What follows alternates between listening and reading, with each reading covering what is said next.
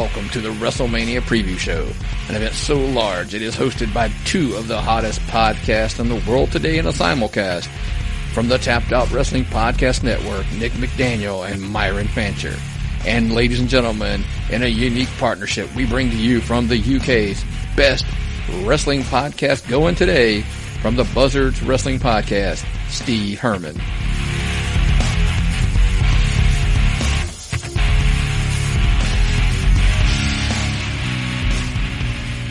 Welcome to the Buzzards Tapped Out Wrestling Podcast. Yes, you heard me right. My name is Steve Herman, and this is a podcast first, a simulcast between ourselves from the Buzzards Wrestling Podcast and the Tapped Out Wrestling Podcast Network in the good old US of A. We are here for this historic occasion to talk about what else but Wrestlemania. And I am ever so excited here from the Buzzards compound to be joined by my friends over in the Tapped Out Wrestling Podcast Network. How are you guys? Oh, wonderful today, man. Wonderful. We're here in Georgia. I believe y'all started this place as a debtor's colony back in the day. And it's pretty much been like that ever since I've been here. Yeah, it's good to hear from you. I'm Myron. I'm one of the hosts on the show. This is Nick. Hey, buddy, how's it going, man? Been a long time coming. We've been talking about this for a while. We have, and like I said, it's just great to hook up. We've hooked up over Twitter numerous times, at the Buzzards Pod, hashtag follow the Buzzards, and at Tapped Out Pod, but the first time properly speaking on air to each other. And what an occasion to do it, hey, guys, ahead of WrestleMania. Yeah. It only happens one time a year. It's the biggest event in sports entertainment. Exactly. Well, hopefully it's not a one-time-a-year thing with us guys. Yes, definitely. Chatting to each other over the podcast airwaves, so to speak. Well, there's a lot going on this. I mean, WrestleMania week's a big week, but the more and more I look at the card, the Axxess has a huge English flavor to it. Oh, it's absolutely massive. I mean, I'm extremely jealous because Ed Wilson, a colleague of mine who's a regular contributor on the Buzzards Wrestling Podcast, he is actually going to Orlando. It may well be, as you listen to this, he will be there in Orlando, Florida, and he's got tickets to several of the events that are going on at Axxess. But like you said, so much excitement from a UK angle because of the WWE UK tournament. But not only that, Progress Wrestling and ICW. Progress Wrestling, primarily originally London-based, but it does go around the country now with several sold-out shows. And Insane Championship Wrestling, ICW, based out of Scotland, their superstars are going to appear in a WWE ring for the first time. So we're really excited. Oh, it's got to be amazing to be able to work out and to be able to get three promotions to come together like this and it's a massive showcase for the UK wrestling scene, and it's a great introduction for the people over here to have these guys wrestling on American soil, to see them in a WWE type ring where they can understand what they're doing.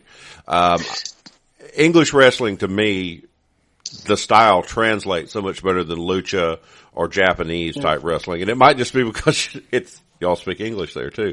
But the wrestling is it's more of a territories type wrestling here. You know, back in the day where it was a more raw, feeling wrestling where you get motivated behind your superstars and you believe in these guys. Just watching the UK Championship, the people there were so intense.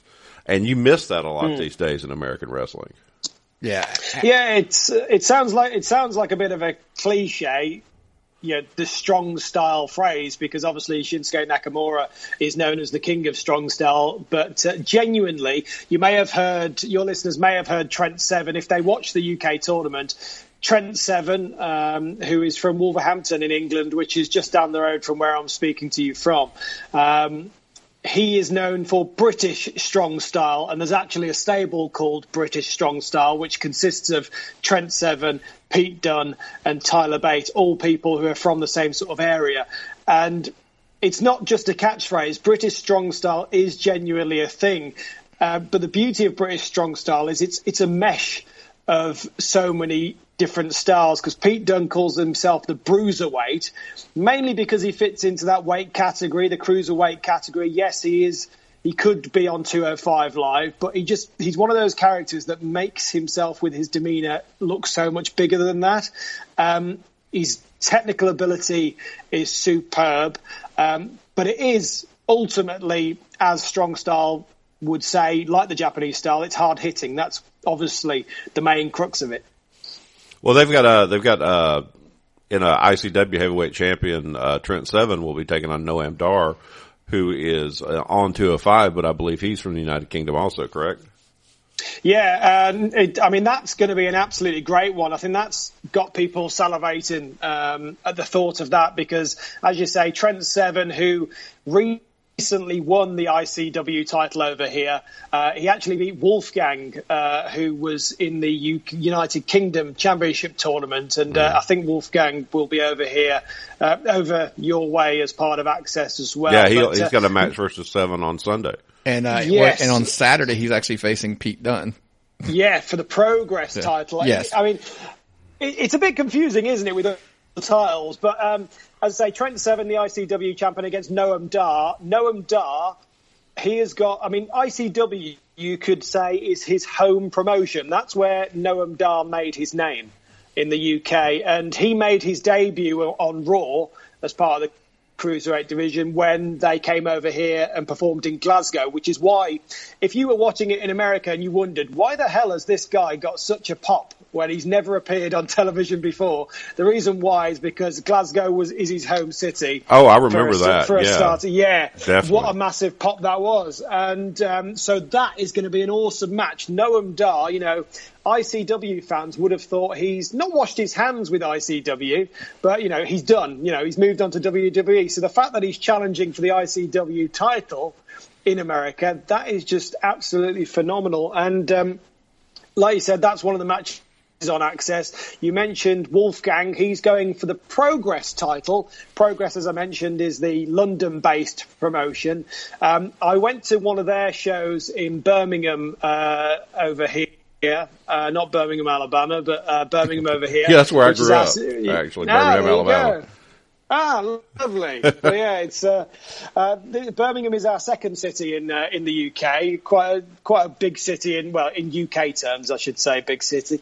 But I saw them over here, and it is their inspiration is, they like to say they're the punk rock of pro wrestling. They mix music and wrestling, and it is very much that strong style. It's inspired. The promoter is called Jim Smallman. And John Briley, another man involved in it, and Glenn Joseph, a 3-man team. Is that which one is Wee Man associated with? Is that Progress? I'm not sure. I think so, yeah. But I'd say Pete Dunne, the Progress champion at the moment, he was the tag champion with Trent Seven, but relinquished the belt when he became the Progress champion. Trent Seven is the tag team champion in Progress with Tyler Bate.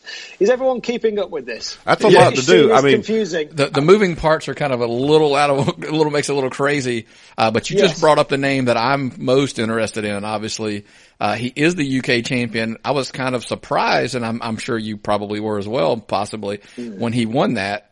Tyler Bate. I've been high on him since watching that UK tournament. Yeah, and I've had the privilege of actually meeting him face to face, and a really nice guy. He's only just turned 20 years old, which is the scariest thing about him because of how good he is. You'll have gotten a glimpse in the UK tournament, and that was just a glimpse. But he's very laid back, which is he's from the Black Country, an area which we call the Black Country. Not to give you a quick history lesson, that's because of the industry and the coal that was founded in this area. That's why it's called the Black Country, because of the coal industry, and the mining. But Tyler Bate, very laid-back lad, but actually he's full of charisma. He's got just a very good demeanour about him. I don't know how popular it is over in America, but we've got a TV program called Peaky Blinders. Which is it's a gang-based drama, and it's a real true story based in Birmingham. And Tyler Bate, Pete Dunne, Trent Seven, they take their style from their fashion style okay. from Peaky Blinders. That's where their look comes from. If you've watched that program, which is a very good program, by the way. But Tyler Bate is a real interesting one just because he's so young. And you haven't seen the last of him. He is the UK champion. Like you mentioned, 31st of March is one of the first appearances on Axxess, and he will defend the belt against a guy called Mark Haskins. Now, Mark Haskins is a regular also with Progress. He was the Progress champion last year, but he actually had to give it up due to injury. He gave up the belt, and it was Pete Dunne who won the vacant belt in his absence. But Mark Haskins is back after that spell on the sidelines. Very good wrestler. Certainly, you will see at NXT TakeOver Aleister Black, who will be performing, formerly known as Tommy End. He made a cameo in the UK tournament against Neville. But Aleister Black you'll see in NXT. He's from Holland, from the Netherlands. Very unique look with his tattoos, but a very, very good wrestler. And Mark Haskins is along the same sort of lines from what I've seen. I have to admit, I've not seen Mark Haskins live and in the flesh. Staying with the 31st of March on the Friday, we mentioned Pete Dunne, the Progress champion. He defends against Mark Andrews. Now, if you haven't seen it on the WWE Network, their UK tournament match, the semi-final, go back and watch it. That was absolute class. For the time that they had and the time they got, that was absolutely world class. I think it maybe helped for a lot of UK fans who know their history. Because you could see, if you watch at the end when they finish, you could see the emotion in Pete Dunne's face and how much that match meant to him and Mark Andrews, because they have a long storied history. There's a promotion called Attack Pro Wrestling. It's very, very quirky. They have quirky storylines. Their current champion is a man called Damien Dunn, but he goes by the name of Chief Deputy Dunn of the No Fun Police. And it's a very, very funny story, very funny stable. I would describe Attack Pro Wrestling as the Chikara of British wrestling. Okay. That's exactly what I was thinking you were going to go with.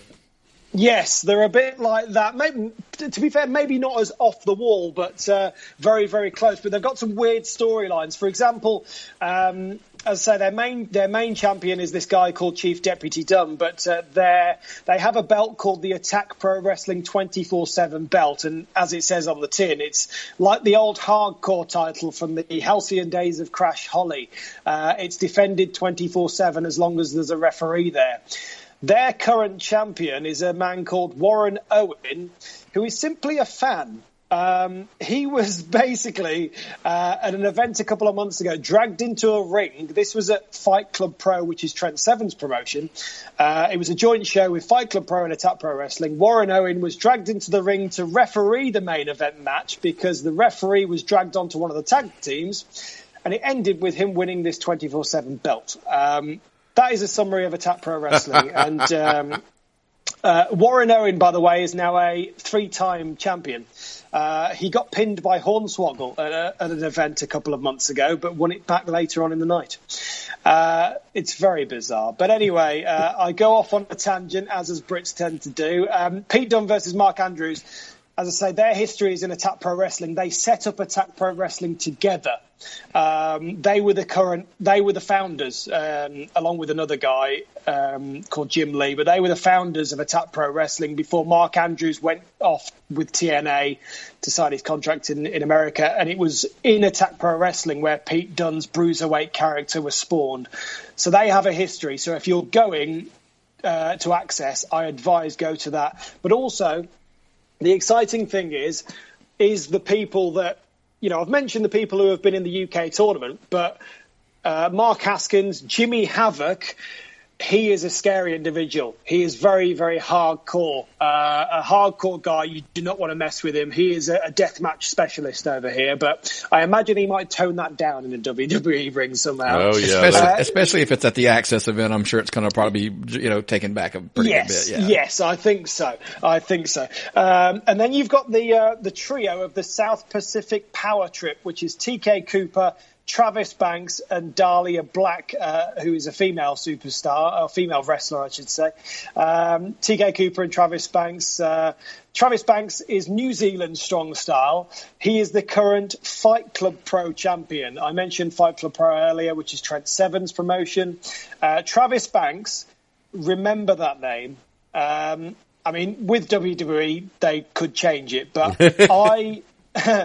but remember the name for now, Travis Banks. Google it, and it'll link back to whatever they decide. I'm trying to follow a lot of these guys on Twitter just to get, concepts of what's going on. And now that we're Fight Club affiliates, not Fight Club, Fight Network affiliates, we get ICW. We can watch that.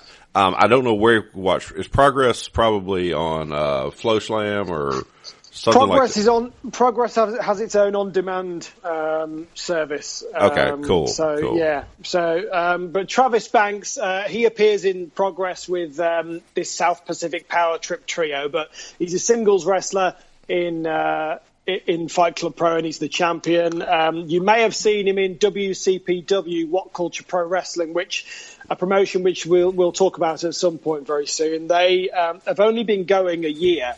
But you can see them on YouTube. They've got a big following in Orlando, and they're going to have shows in Orlando. But Travis Banks, genuinely one of the best wrestlers on the British wrestling scene today, which it sounds a bit silly because he's from New Zealand. But he is one of the best wrestlers that consistently wrestles on the British wrestling scene. And he fits into the cruiserweight category. He is under 205 pounds, but again, very much like Pete Dunne, his style doesn't fit it. I mean, he could wrestle in 205 Live today, but I think it would be a waste to put him in that and pigeonhole him in 205 Live. He would be much better suited just in NXT. He is absolutely phenomenal, and genuinely, if he's not in WWE by the end of the year, I will be shocked. Yeah, especially with all the expansion they've gotten going on, I would be shocked. I'm actually familiar with Havoc, Jimmy Havoc. I actually have seen some of his work. Thank God for YouTube, right? We can still see a lot of that stuff. He actually went viral. I don't know. I saw it on some American talk shows. There was a show a couple of weeks ago. I think it was Rev Pro. It ended up outside a match. It was a match between Kota Ibushi and Jimmy Havoc. And there was another Japanese guy in there as well. It ended up outside. And, I saw links to that, yes. There was fireworks and all sorts, and it was Jimmy Havoc's car. Nice. Yeah, we did see that. That did go viral. That was a big deal. Especially over here. So that was Jimmy Havoc. I think not signing Ibushi was probably the biggest mistake of the 205 tournament. I think that I agree with you, but I think that was simply Kota Ibushi's choice. I think WWE would have loved it, but Kota Ibushi clearly is happy doing what he's doing, I think. Absolutely. Saturday the 1st of April is the 8 o'clock session in the morning. Akira Tozawa, Aria Daivari, as we know from 205 Live. Pete Dunne against Wolfgang, who we've talked in detail about. UK champion Tyler Bate against Joseph Connors, again a man that was in the UK tournament. That's for the UK championship. Joseph Connors is very good. He held the Southside title, another promotion for you, Southside Wrestling, who have a lot of British wrestlers, but they do take in a lot of foreign imports and ex-WWE people. Very good promotion. Our good friend, man who's part of the podcast, Rob Maltman, he's the announcer and the commentator for Southside Wrestling, and he's good friends with Joseph Connors. Joseph Connors, a lot of American people may have seen him in What Culture Pro Wrestling. He was their second ever heavyweight champion after Big Damo, who is now Killian Dane in NXT. Gotcha. Joseph Connors was the second WCPW champion, and he turned heel on a guy called Joe Hendry, and they had a phenomenal feud in WCPW. Joseph Connors, who has his finishing move is brilliant. It's very simple, one that you can kind of like an RKO do a bit out of nowhere occasionally. It's called it's effectively a DDT, which he likes to call the Righteous Kill, but in the UK tournament they've renamed it to the more PG-friendly DLD, Don't Look Down. Oh, yes. I remember hearing about that during the tournament. Yes, the real name is Righteous Kill, but they renamed it for obvious reasons. Yeah. who else have we got on Saturday, the 1st of April, the 1 p.m. session at Axxess. Now, this is the one that Ed's going to, Ed Wilson from the Buzzards Wrestling Podcast. He's a bit gutted about this because it's not that exciting, I have to admit, from a UK perspective. Heavy Machinery, a new tag team in NXT versus the Vaudevillains. Tino Sabatelli and Riddick Moss against the Ascension, and then you've got Liv Morgan and Daria Berinato. So we'll move on. The 6 p.m. session, he's going to that. He's going to the 1 p.m. and the 6 p.m. Akira Tozawa versus Steve Cutler. Then you've mentioned, as we mentioned earlier, Trent Seven against Noam Dar. That's when that show's on. And then there's another match with Tino Sabatelli and Riddick Moss against Mustafa Ali and TJ Perkins. Yeah. And what else have we got? I know you got the second. You got on Sunday, there's actually a session there with, that's the one where Trent Seven's fighting, Wolfgang for the ICW and Tyler Bate. Yes. Versus Pete Dunne. And that's a rematch, the ICW, won because Trent Seven won the ICW title off Wolfgang. They've had a long-running feud, so again, that's something that's got a little bit extra to it for the fans that are interested in that and follow ICW on demand. Tyler Bate against Pete Dunne, a rematch from the UK tournament, of course, and like I said, they're part of the stable together, British Strong Style, which has not really been highlighted by WWE. They've kept them very separate. They've mentioned that Trent Seven and Tyler Bate are tag team partners in Mustache Mountain, which is one of the greatest names ever. But Pete Dunne is part of that stable as part of British Strong Style as well. So look out for that match. But yeah, people will have seen it in the UK tournament, which, as you mentioned, it was a shock, and it was a shock over here. That Tyler Bate won only because of his age. I think nobody expected them to crown a 19-year-old as their first ever UK champion. Everybody thought it was nailed on that Pete Dunne would win because he was the one. Pete Dunne and Trent Seven were the ones that were highlighted throughout the process. If you remember, I don't know if you saw the shots from the press conference, but Trent Seven and Pete Dunne were stood either side of Triple H, and you thought, that's not by accident. No, it's clearly. I thought for sure Seven was going to win it because Seven had the look. Yes, yeah. He's got the look, he's got the charisma, but he's not got age on his side. He's 35 years of age. Although, you know, people will obviously say that, well, AJ Styles is older than that, so it doesn't really matter. And Trent Seven's only been wrestling since he was 28, so he's not got that many miles on the clock, which, again, he's got going for him. But, yeah, Trent Seven, I never thought he would win it. I thought he would I thought it was going to be Trent Seven against Pete Dunne in the final. I thought Pete Dunne was going to win because he was highlighted brilliantly, I might add. But what WWE did, which was very clever with the tournament, was they ended up making 3 stars. Yes. Trent Seven, Pete Dunne, and then Tyler Bate because he's the champion. So it was very clever. I commend them. They did it brilliantly. The reception, I don't know what the reaction was to the UK tournament over your way, but over here we obviously loved it. I thought they did it fantastically well. Well, my favorite part of it when Dunne took that cheap shot at Regal at the end of the first day, just establishing himself as a mega heel. Yes. You know. Yeah. Yeah, it was brilliant. And then there was some extra behind the scenes stuff where Triple H didn't tell him off. He just gave him a knowing look, and it was kind of like, I know what you like. I'm the game. I used to do that. Yeah. So yeah, it was very good.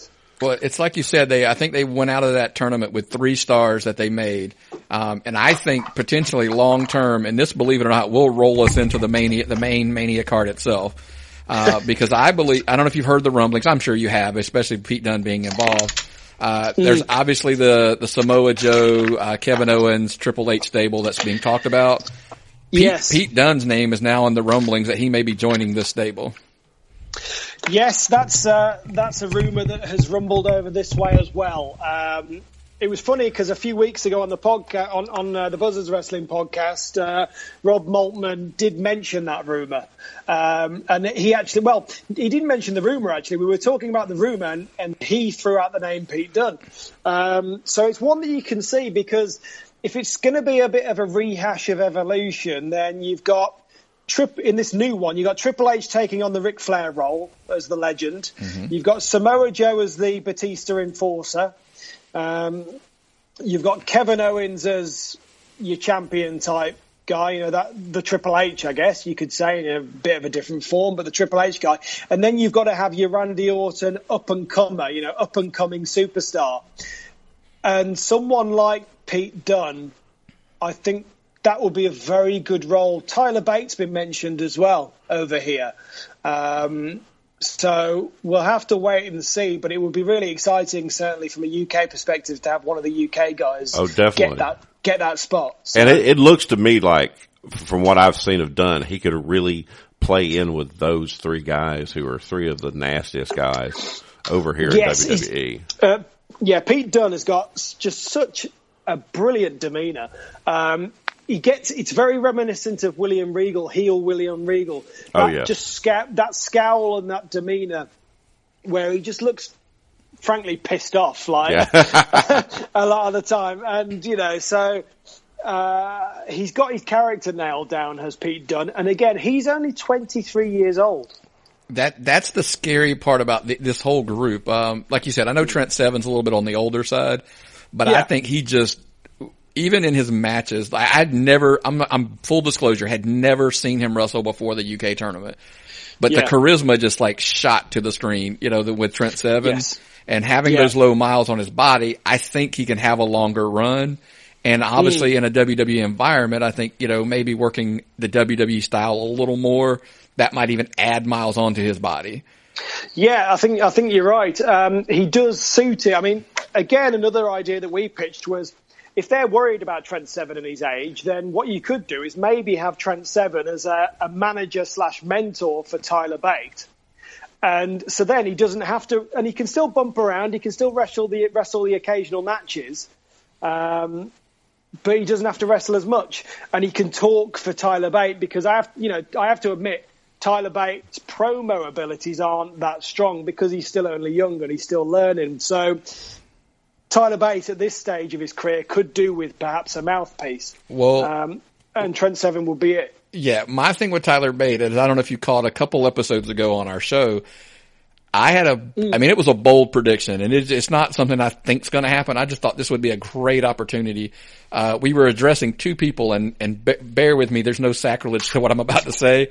We were discussing Mojo Rawley, you know, as, you know, we think possibly this may be the year that they, you know, put him in the Andre the Giant Memorial Battle Royal and he wins it, because they're going to give him, you know, the last shot possibly for him. My comeback suggestion was, why not let Tyler Bate win the Andre the Giant Battle Royal?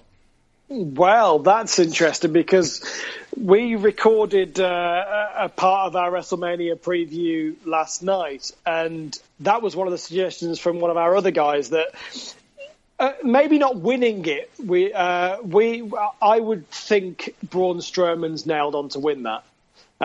Because it doesn't look like he's got a spot anywhere else. I wouldn't want to crowbar him into Roman Reigns' Undertaker, and they're not going to do that. So I think Braun Strowman winning that, it seems a bit obvious, but I think it's kind of a bit of a consolation prize for Braun Strowman, who's had a hell of a 6 months, I think. Oh, yeah. But Tyler Bate could well. I do think one of the UK guys will be in it. I think they will make an appearance in it, but whether they will win it, I'm not I was so sure one of our, at least Bate, would be in the Royal Rumble, because the Royal Rumble is a great place for somebody to have a great showing and still not have to win. You know, you can go in there and last, 15, 20 minutes, show your skills, get over, and then you get eliminated by 4 guys, and there's no shame in that. And I thought for sure, but I don't know why that they didn't put him in. I guess they had to give extra spots to Roman Reigns. Yeah, exactly. That was the big disappointment of the Rumble, wasn't it? Yes. There were apart from Ty Dillinger, there weren't any surprises. But Ty Dillinger technically wasn't a surprise. That was just to appease the crowd, so they wouldn't take over the rest of the event. Don't take me down that tangent, because before the Rumble, I actually, on our prediction show, I begged for them not to let that happen. Really? I am a big proponent of, look, don't do something just to appease the IWC. And I don't mean that in a disrespectful way to the internet wrestling community. I just mean in the sense of, I didn't think he was going to gain anything because they weren't going to give him a good showing. Well, he was squandered. So then don't even bother doing it if you're not going to do it right. just to say, well, internet wanted him out at number 10, so we could chant 10, 10, 10, and then you eliminated him. And it's hard for, we go into big things about NXT versus Raw, that there's obviously 3 million people typically watch Raw, and there's only 1.5, give or take, million subscribers to the network. So half of the people who watch Raw, and that's under the assumption everybody who has the network watches Raw. That's a huge assumption, but it's an assumption nonetheless. Yeah.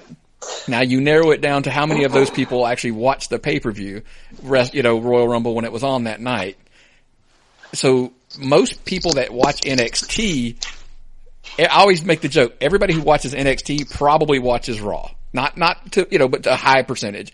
But the percentage of people that watch Raw that watch NXT is a huge difference. Yes. So my thing is, if you're putting them on a Rumble pay-per-view, there's going to be a ton of people that's the first time they're ever going to see them. So don't do something poor that makes them hard to recover from long-term on Raw. Yeah. Just to make a small portion happy. Yeah, the one thing I have to admit that I was surprised by is that Ty Dillinger then didn't go on to SmackDown or something like that. He's still on NXT. Yeah. So, yeah, I know what you mean, because they didn't really benefit. Ty Dillinger didn't really benefit from that. It was a nice moment for him, but he's not really benefited because he's gone back down to NXT. They could have, even when they have a chance, while the iron was hot.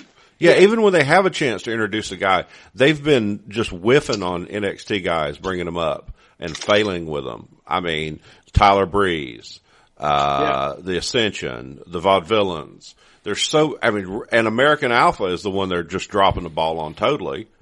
Because absolutely, yeah. They weren't on TV for a month practically. And they have to be a lot more careful about how they translate these NXT guys up. And that was I think as well, I know that she's got the women's title, but I think Bayley, the way that they've messed up Bayley. Yeah. The way that she's been keeping hold of the title, I know that Sasha Banks has been involved, but the way that she's kept hold of the title is totally against her character, and it just seems to me that the perfect way for Bayley to win the title for the first time should have been at WrestleMania, clawing away the baby face, coming from underneath and being put down by management, and she couldn't win the big one. She struggled and struggled, and then at WrestleMania, that's where she finally does it, and you get your feel-good moment. And that's another example, because you mentioned about, don't always do what the IWC wants us to do, but to flip that on its head, the other thing is, just because it's the obvious thing to do doesn't mean it's the wrong thing to do. Just because we all expect this to happen, it's not going to ruin it, because, it makes sense. WWE sometimes like to shock us for the sake of it. I hark back to Roman Reigns at Survivor Series, not the last one, the one before, when there was the WWE Championship was vacant after Seth Rollins got injured the first time. That was the perfect moment to turn Roman Reigns heel, but they were like, no, it's too obvious to do it, because that's how his cousin The Rock turned heel to win the title. It's like, well, so what? It works. I mean, obviously there's a lot of other things that go into that, because clearly, I mean, this is one thing that surely we can universally agree with from the UK to the US. Roman Reigns, why has he not been a heel at least once by now? The only answer I have to that is that putting him over so hard as a face has made him a heel. And they make so much money off the attention he gets because of people complaining all over Twitter and Facebook and all social media about why isn't he a heel. He's drawing attention to himself. People hate him. Yeah, their stock phrase is he gets a reaction. Yeah. It doesn't matter which one, but he gets one. Mm-hmm. It's the John Cena thing. But if you listen, John Cena, he does not get the level of John Cena reaction. John Cena, to his credit, he was the one that was hated for a long time because he was shoved down everyone's throats. But actually, when you look back at it in hindsight, who else was there? Yep. So, John Cena has proved himself finally to a lot of doubters. He's been good for a long time, but he's finally proved himself, and he's finally got that respect universally. But Roman Reigns is nowhere near that, because Roman Reigns can't talk as good. Roman Reigns has only had good matches against, good people. Yeah. AJ Styles, that's a match with AJ Styles, and some of these matches where they've had to carry him. Now he's getting better. He gets better every week, but he's still not. The match against Braun Strowman was Fastlane was decent. It was all right. But why he won that match, I'll never understand, because they spent 6 months making Strowman the monster that nobody could beat, and then all of a sudden Reigns beats him, and there's no payoff unless they're saving him up for this thing versus Undertaker, and this is Undertaker's final match, and he puts Reigns over and passes the torch over to the big dark guy, the Undertaker-esque character that maybe he'll take on. I agree. I agree with what you said about Fastlane.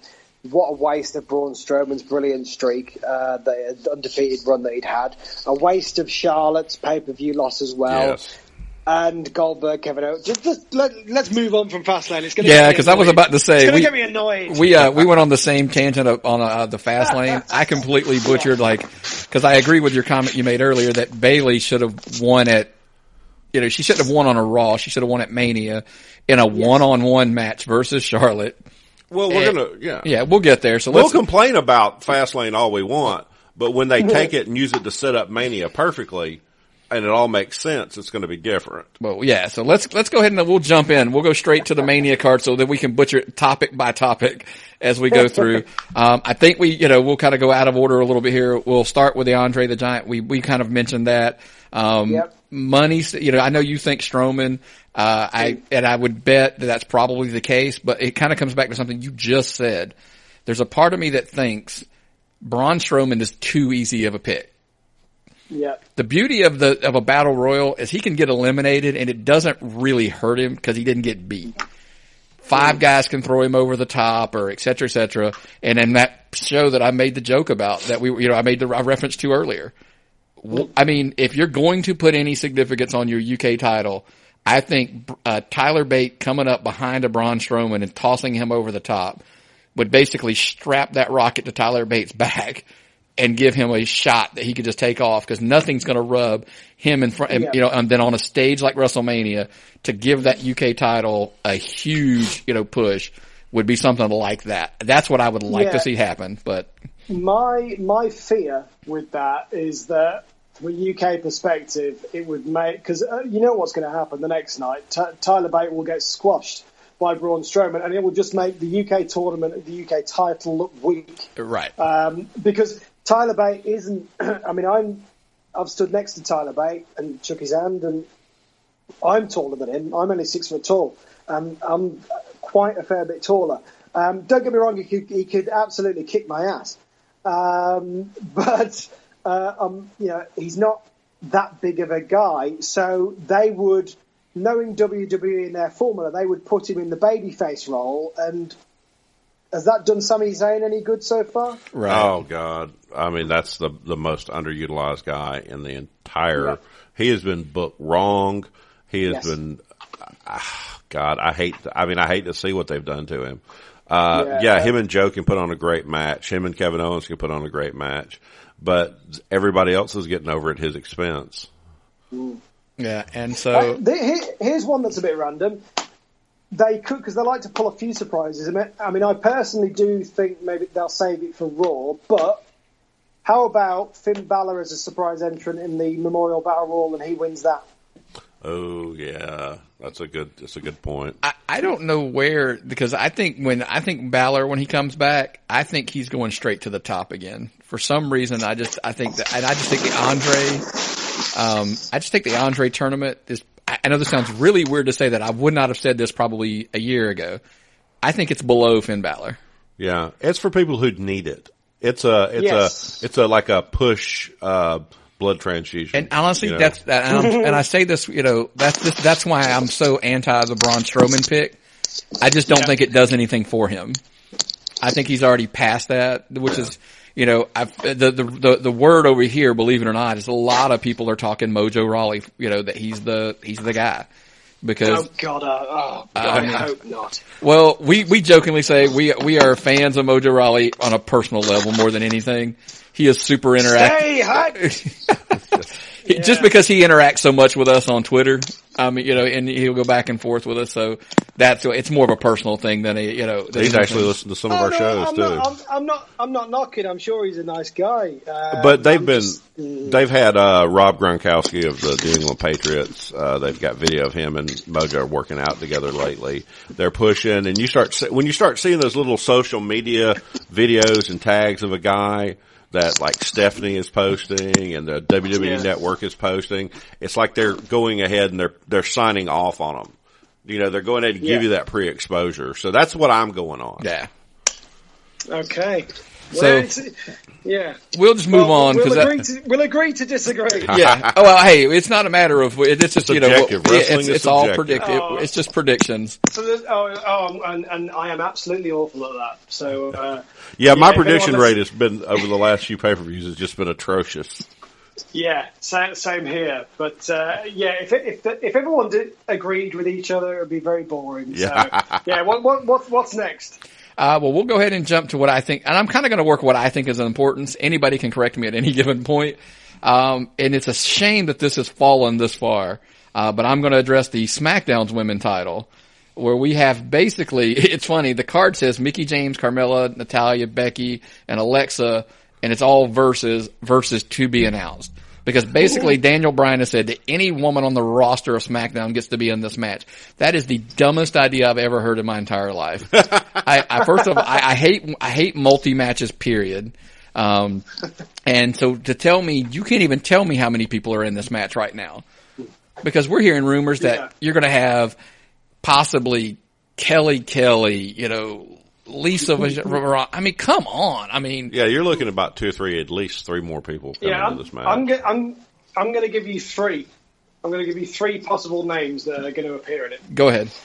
First of all, I'll give you the person who I think is going to end the night as the SmackDown Women's Champion, Asuka. That's a possibility.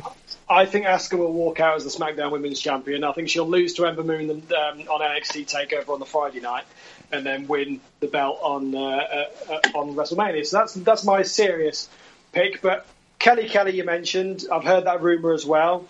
And my third choice is Santina Marella. The reigning Miss WrestleMania will come back to make an appearance.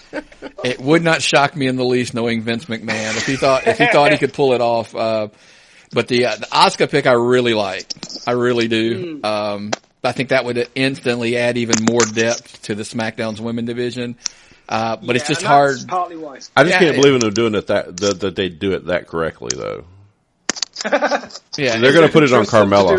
Right. They're just going to give it to Carmella. Probably. Or James Ellsworth. Exactly. That's. How about actually another one? I've got another one. How about Breezy Bella? Oh my God, that was awful. Yeah. We do on our on our live shows we do right after Raw and right after SmackDown. I would be shocked if you heard them because it would be like 4 in the morning when they're going on. So in your time. Yeah. So it wouldn't shock me if you've never heard them, but the podcast versions drop, and that was it. The first call that night we got out of the gate was bam, they slammed that whole segment. The calls were on before we got the show live. People were on hold before the show went live, waiting to bash that segment. They're like, poor Tyler Breeze, what has he done to somebody in the back? Yeah. Oh, but yeah, so anyway, so I guess, that's, like I said, I don't like multi-matches, so that match, but just a few months ago, the SmackDown Women was one of our favorite segments on SmackDown. They were doing such a good job with it for a while. And then the train just left the rails, and it was just, I don't know what happened. And they've got varied storylines, which, they don't just focus on the championship, which is because what they've just ruined the Raw Women's is that there's been Sasha and Charlotte the entire time, and they've not worked the title anywhere else. They put it on Bayley, who they don't have a build behind, and they're stuck now. But SmackDown has had these great storylines in the women's division this entire time, and they're going to blow it on something like this. And the fact that every women's match on the card is these 4-on-4 people, 6 people, to be announced people, it trivializes the impact the women have had this year. Yeah. They've been a big deal this year for the first time in history. I just hate to see Mania go out like this. Yeah. Well, I thought last year's WrestleMania, I thought the triple threat with the women was the best match on the show, personally. Yeah. No, absolutely. And that's what I'm thinking. We were sitting here going like, now you're going to go, which we'll roll right into that match. We'll roll right into the fatal 4-way for the women's title. Same thing. I think we both, I don't know if everybody agrees, but this match should have been Charlotte and Bayley. Charlotte is champion. She shouldn't have lost at Fastlane. Bayley should be fighting her one-on-one, and this would have been her big WrestleMania moment. Yes. No, I outlined it a little bit earlier. But yeah, that's how it should have gone. Bayley shouldn't have been champion by now. She should have been clawing away, being shut down by management, and have her being beaten up by Nia Jax and make her look weak. In some ways, that's not the worst thing to be squashed and have to fight from underneath. They should have done that. But it's just been so weird seeing her keep the title in underhanded ways and just go to Stephanie McMahon, I'm still the champion. Because remember, down in NXT, that was the story they told. That Bayley couldn't win the big one, that she just kept having to fight her way, but she never gave up, and eventually she did win her title. It took her a while, she kept losing, but bam, she finally got there. And what a match that was. Absolutely. That still stands up as one of the best matches in the last couple of years. Bayley versus Sasha Banks at the NXT TakeOver Brooklyn. I would love to see, just looking ahead to SummerSlam later this year, if they did that rematch there, kind of on that week, the same sort of weekend when they had the match, 2 years later. But it should have been a singles match between Bayley and Charlotte, or Bayley and Sasha. The only problem is Sasha and Charlotte do both deserve a spot on the card because they have worked ever so hard. Yeah. Nia Jax, again, I just think she's been crowbarred in there just to give her a spot on the card. Yeah. No offence to her, because I do like her. Although the only thing that I would criticise with WWE, her booking, is that she's supposed to be the monster of the division, but then when it gets to the big match, she gets beaten. She taps out. So yeah, she tapped out the arm breaker from Becky. Yeah, and exactly. And you just have to reset her every night. So the next night she'll go and squash some random woman just to reset her again, and it's just like, what's the point? Because those poor indie talents that they bring in, they actually are skilled wrestlers and good wrestlers. They're not that level of just squash, and that's making a job to that brutal Samoan drop she puts on them. Ugh. So breaking some ribs there. But I think the big thing is going to come out of this match. I think Sasha is most likely going to get a heel turn. She's going to double cross Bayley. She's going to walk out with a belt. Because they want this heel turn out of her coming up. I keep laying money that it's on Raw for some reason. I think Bayley walks out champion and the Sasha heel turn happens on Raw the next night. God, I can't believe I got to work the next night. I mean, that just tends to be the big, Raw. It's funny. We joked about it a couple episodes ago where the Raw after Mania is starting to turn into as big of an event as, the Mania event itself. And I think Sasha, that's why I said I think Sasha's heel turn happens. Something happens wacky in this match. Bayley does leave the champion. I think it's something as silly as she pins Sasha. And then the next night on Raw, that's when we get the Sasha heel turn. Yeah, I don't think they will do, because they don't tend to do that many surprises and turns and character development on WrestleMania, because WrestleMania they see as their final of their season finale, don't they? So yeah. I think it will be the next night if something happens. What it should have been at Fastlane. The way that Sasha helped Charlotte to keep the belt, because it was so underhanded, I think it would have been okay if Sasha turned on her then. And then the next night on Raw explained that, well, the reason why I helped Bayley win is because I think I know how to beat Bayley and I can beat Bayley, and she's the weaker one. That's why I did it. And, but it seems like for some reason they've decided to keep it as it is until Mania. Yeah. But I'm sure it will be a good match. Yeah, we'll go ahead and move on then to the next one that I wanted to talk about is the triple threat for the Raw tag team titles. Boring.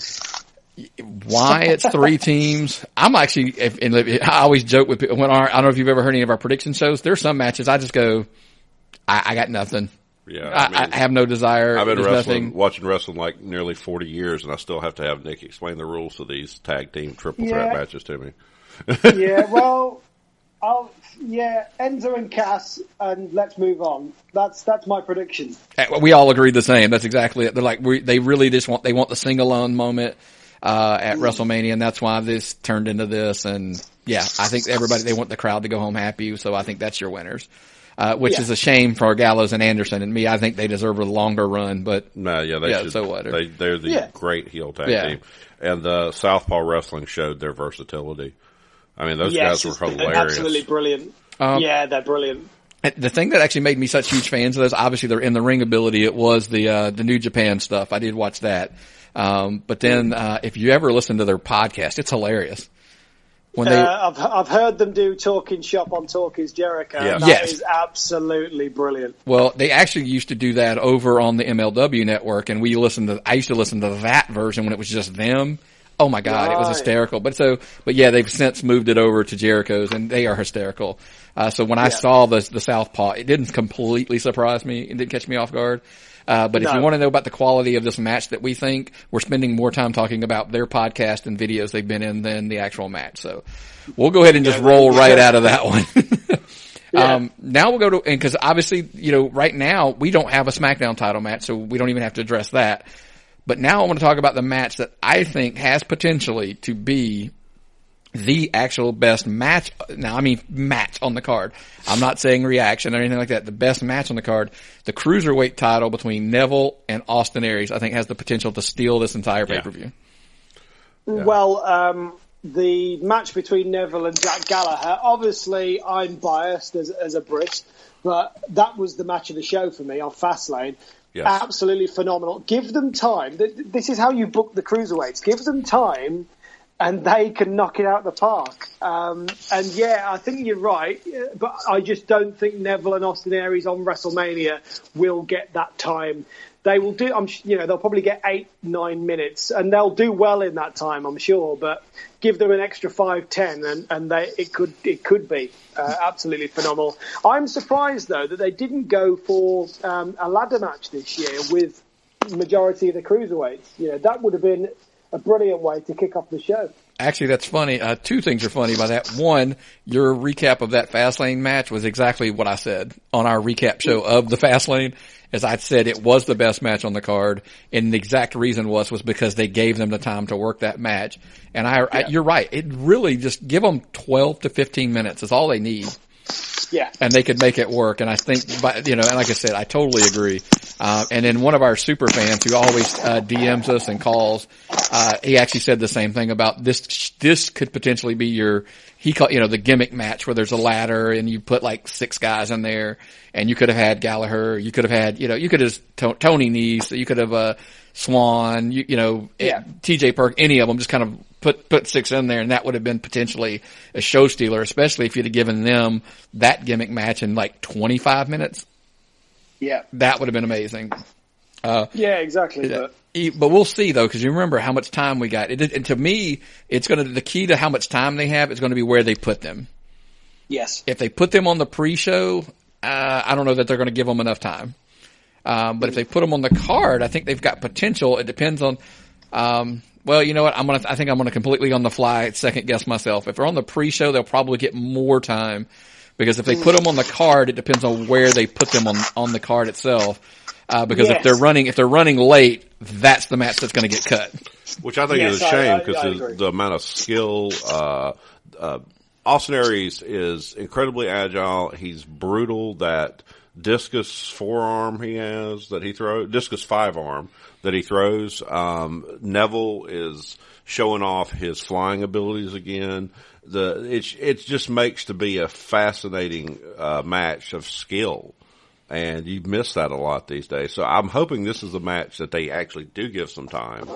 And I'm not a 205 fan, but I'm a huge Austin Aries fan. And I think this is going to be good for him. And I think Neville is pulling off a great heel run. I think you're talking about somebody who revived his career. I mean, it's amazing what he's done.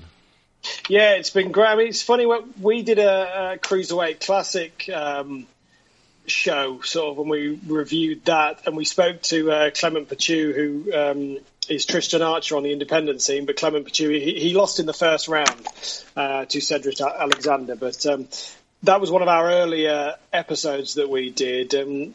We mentioned then about, the fear will be that they'll put someone like Neville into the cruiserweight division, but actually, in hindsight, we were worried about that. But in hindsight, it's been the best thing for his career. Like you say, it's reinvigorated him. He's shown what he can do. He's not just a flippy guy, because to appeal as a heel, he, not just with his promos, but with his wrestling, he's had to withdraw everything that made him popular, which was his acrobatic moves. And he's showing what he can do from a technical standpoint, which was why the match against Jack Gallagher was so good, because, he was that desperate to win. He had to do the Red Arrow. It sounds like we're listening to each other's shows or something, because I actually said the same thing. I actually said the exact same comment. I said that, one of the lines of the night I thought was when Cole said that he was so desperate to win, he had to go back to use a move he hates to use, because the fans love it so much. Yeah, I actually totally agree. How hot is Jack Gallagher? I mean, that guy has been getting so much attention. He was the one in the Cruiserweight Classic tournament. He's a guy who made his name in Progress, and he's from Manchester in England. And when he was in the Cruiserweight Classic tournament, you knew he wasn't going to win it, but we all said over here, that's the character that's going to get over. That's the one. He's got the character that WWE likes, because that's the thing. To be successful in WWE, it's not just about being the best wrestler. It's about having that character. Daniel Bryan, it took for him to grow a beard and start chanting yes before WWE gave him a title run, But we all knew for years that he was the best wrestler in the world. But it took a beard and a yes chant for him to truly get over. Yeah. Oh, yeah. It's all about gimmick. Yeah, we did an entire show back in the archives. If you go check it out, it actually, we titled the episode, it's about presentation. It's all about the presentation. And that's because he said you could walk guys out there that are just the best wrestlers in the world. If they can't connect, it doesn't matter at all. And speaking of which, we'll have a guy that I know, my buddy Myron here. He'd had a real difficult time connecting with. We'll go ahead and move to the Intercontinental title match: Baron Corbin versus Dean Ambrose.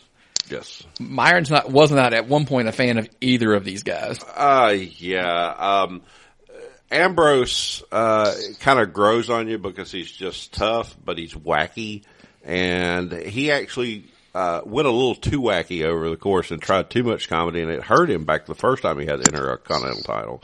And then you got Corbin, who won the Andre the Giant Battle Royal last year, and if that means if you win it the next year you get an Intercontinental shot at WrestleMania, that's a pretty big deal.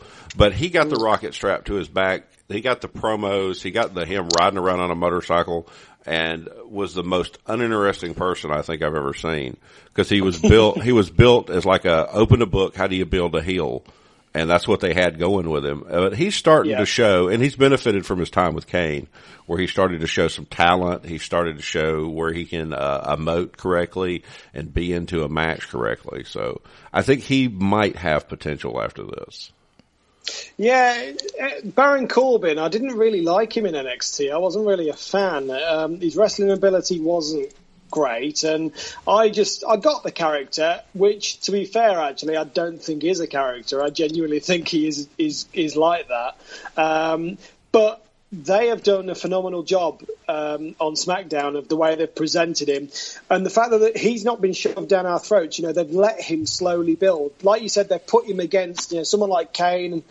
They've let him slowly build and get better. And I think this is the moment now where he gets a title. He gets a mid-card title. Dean Ambrose doesn't need it.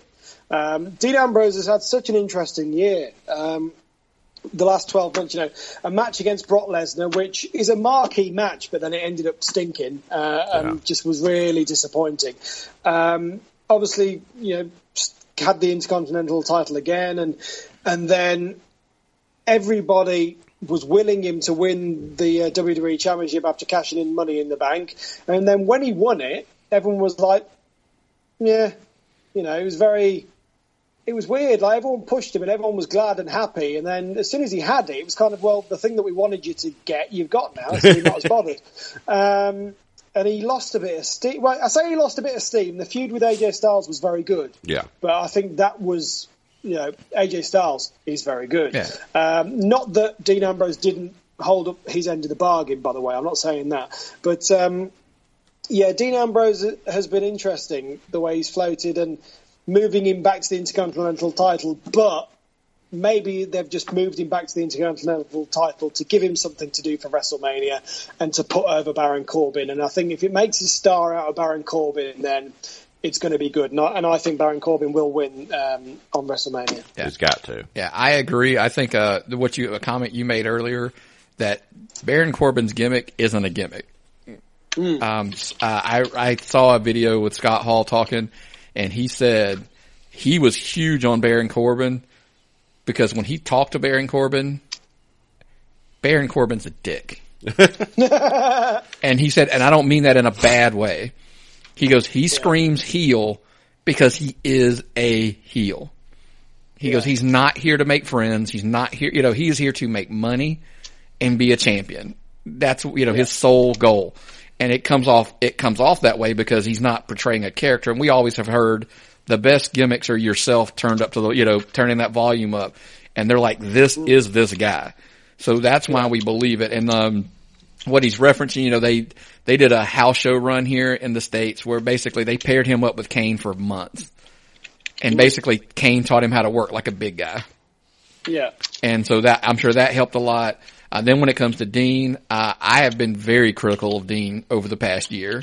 My concerns with Dean is I think he is a Intercontinental U.S. champion, and that's his ceiling. And it's not a bad thing. That's not terrible. Everybody shouldn't be a main event guy, because I think that's part of what the WWE's problem has become, is they think everybody deserves the title, the world title, the universal title, whatever title, the top title. Everybody deserves a run at it. No, they don't. No. I mean, Jack Swagger. Yeah, I mean, there's that. But then, if you look back in history, you go back and go, Rick Rude. Well, I mean, he's a Hall of Famer, clearly. We all, back in the day, he was one of our favorite heels, but guess what? Never was the WWF champion. Honky Tonk Man. Yep. I mean, Rowdy Roddy Piper. Absolutely. So there's just guys, DiBiase. You name it, right? So Dean Ambrose doesn't necessarily deserve. My thing that I think killed his world title run, in my opinion, was I think when they went the whole Ellsworth and the comedy came in, it was cute for a week, but it went way too long, and I think that's what stunted his growth. I didn't mind the use of Ellsworth, to be fair. I thought it was kind of a nice little stopgap. Maybe it went on for a bit longer than it should have done. Maybe you're right, but I quite liked it, actually. No, I enjoyed it. Like I said, I remember when it happened for the first couple of weeks it was going on. During our recaps, I was, this is funny. I like this. Yeah, I bought an Ellsworth t-shirt at full price. Myron bought an Ellsworth. I didn't wait on it to go on sale. But eventually I said, okay, this has gone on too long now. He's starting to become a comedy act, and comedy doesn't work as the world champion unless you're The Rock. For so long. Usually Rock's comedy was at somebody's expense. Right. Like he made fun of his opponents, and it just added something. He added to his program with comedy. So with that, I think we're probably, and the sad part is I think we're all pretty much in agreement. I think they have slowly built Corbin to the point that he's going to get this Intercontinental title. Yeah, he's ready. He's ready. And like you said, Dean can move on to something else, or if they want to feud for like another month or two, that's fine. But I think that's kind of where we stand. So now we're going to jump, and this is really where things are going to get wacky, that you would think that I'm going out of order, right? Let's go ahead and touch base on where your name of your show, comes from, the inspiration for the Buzzards podcast. I'm going to move on to the WWE title match with Randy Orton and Bray Wyatt. Yes. Fire and smearing things. Yeah, we want your opinion on this, because we have been pretty critical of this actual the storyline they've gone with over the past month or so. So what's your take on this one? Well, nothing screams babyface like arson, does it? And burning down a shed with a dead person's ashes inside. I was sure that they had him. What in the hell? I mean, it was don't get me wrong. This is obviously from a storyline perspective. It was a cool visual seeing him put his arms up with the burning flames, in front of him. But it's a bit weird. Like, what? Only a wrestling crowd could chant that man's name after he's burnt down a shed with some ashes inside and made another man cry. Only in wrestling, ladies and gentlemen. And then to follow it the next week with the man going and rubbing those ashes on his face. It was. I was sure they had it. He was going to be the heel, and they were going to take Bray and make him the babyface. Everybody's always wanted Bray to be, and put him over. Yes. And no. Well, yeah. I mean, I have to say, I think the response from Bray Wyatt's been I've quite liked it, actually. It's been quite cool, sort of saying, you've actually made me stronger. Makes him a bit more scary. So I don't mind it. Obviously, as you say, he's the inspiration for our podcast with the follow the Buzzards at the Buzzards Pod on Twitter. Cheeky, I can't. That just automatically comes out. But yeah, he's the inspiration for the podcast. So maybe we are a bit biased, but we love the Bray Wyatt character. I think a lot of people have. I think you're right. He's got a babyface run in him. I know Jim Ross on his podcast has said for ages, the Fireflies, it's a babyface thing, and the singing, getting people to sing along when he did that in the John Cena feud, it's a babyface thing. But I do think maybe in some ways they've done it to give him more of a meaner streak, his reaction to it. It took a very dastardly move from Orton to get it out of him, but maybe in the long run it'll work out okay. But I do hope, of course, you'll be shocked to hear that I do hope that Bray Wyatt wins and keeps the title. And I actually think he's going to. With interference by Bo Dallas. That's my prediction. He's going out on a limb. Bo Dallas? Yeah. Yes. The Wyatt family will actually be a family. Yeah. And Eric Rowan, could he come back from injury? I do not want to see the traditional Wyatt family reformed, because in the end I think it hurts Bray. Yeah, well, and I think Luke Harper's too good to be part of the Wyatt family as well. Yeah. He needs to break off on his own, but because he's been brilliant the last few weeks, it's just a shame that I guess he'll be in the Battle Royal, the Memorial Battle Royal, but he's like Braun Strowman, someone who's had a good build up to WrestleMania without actually being involved in any feud. Yeah. Our first live show, one of our second caller went on a 10-minute rant about Bo Dallas's ding dong. Yeah, it was crazy. The most bizarre thing I've ever heard. Yeah. So, so that's kind of, I think Bray takes this. I think long term, I think that's the push. I think, Bray gets a long run to start building that character. Who knows what they bring in. I mean, down the road, Shinsuke versus Bray for the title, something like that. Awesome. Who knows? But lots of options, I think, down the road. Yeah. Just don't smear any more ashes on your face. Bray Wyatt against broken Matt Hardy. That's what I want to see. I think that actually has potential, to be honest with you. Do you think they're going to premiere? Do you think they're going to be at WrestleMania? There's rumors. There's rumors that they might do something with a tag team at Axxess. So not at WrestleMania, but one of the Axxess events, which we talked about earlier, which is kind of cool. It's a different way of doing it. Well, they've got a show, the Ring of Honor. They're facing the Young Bucks for the Ring of Honor Tag Team Championships, and I think they're going to drop them to the Bucks before they move. Yeah, and they're hosting a broken tailgate party as well. Yeah. I have not heard the Axxess rumor, but that actually, to me, screams broken Matt Hardy. That he would show up. It's a bit off the wall and different. Yeah, that he would just kind of pop up into the ring and said, "We said we can go anywhere, and here we are." That kind of entrance, and then because then it begins the question of, are they going to be at Mania? Are they going to be at NXT? Are they going to be are they going to be on Raw Monday? Are they going to be on Smack? The speculation starts to when do they actually show up? Oh, it'll go nuts, and it would spike interest, because my thing is showing up at Mania. The purchases, and I don't mean the purchase, the subscriptions to the network are already done. But if you have them show up at Axxess, I guarantee you there's a subscription spike, or even just an outright old school pay-per-view spike, where people buy it just to see do they show up. Or just to see Monday night, and they get a big, huge pop for Monday night show, go 5 million. So, yeah, but that would be an interesting twist. Yeah, I'd rather them be on SmackDown, like I said, so they could do the Wyatt thing, but I do think Raw is where they'll show up. I see. This is we just had this debate, and I think it was on Twitter. I don't actually think it was on a show. It all blurs together, doesn't it? That where I actually said I just think SmackDown would be where Vince would let that character be. To me, just Raw, it doesn't fit. The Raw universe doesn't mesh well with that broken character. Obviously there's the debate whether they're still allowed to do it. That's the other I've just got to see the contracts because I never have seen the contracts. Yeah, and Matt says he's got proof that he owns it. So my sister-in-law is an intellectual properties attorney, and I would love to show her the contract. So Matt, if you could email us a copy. Yeah, I get you in front of a good lawyer just for free. Very, very quickly, while we're on the subject, loosely of Impact, obviously, which is where Broken Matt sort of started his rise.